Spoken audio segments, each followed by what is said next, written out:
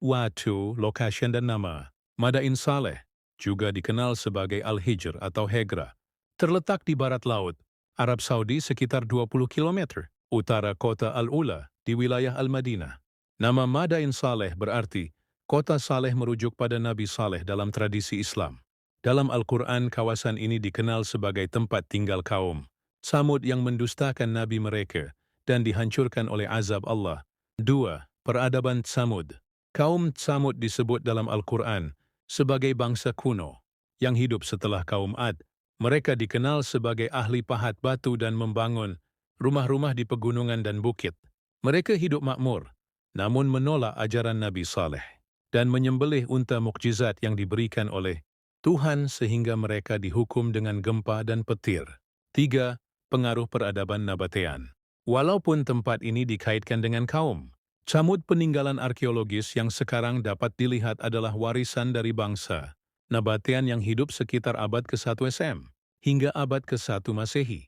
Nabatean adalah bangsa Arab kuno yang juga membangun kota Petra di Yordania. Mereka dikenal sebagai pedagang, ulongcun yang menguasai jalur perdagangan, rempah-rempah, dan kemenyan. Madain Saleh menjadi kota terbesar kedua setelah Petra dalam Kekaisaran Nabatean. Kota ini memiliki lebih dari 130 makam batu. Besar banyak di antaranya dihiasi dengan ukiran dan tulisan dalam bahasa Nabatean. Bater, arsitektur dan situs penting.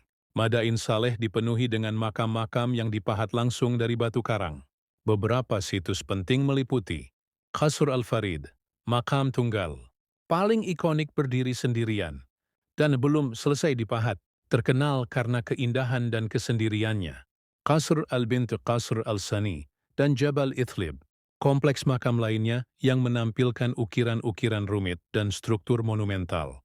5. Era modern dan pengakuan UNESCO.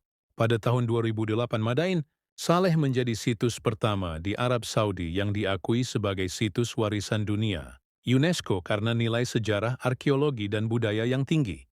Pemerintah Arab Saudi kini menjadikannya bagian penting dari proyek pariwisata dan pelestarian budaya.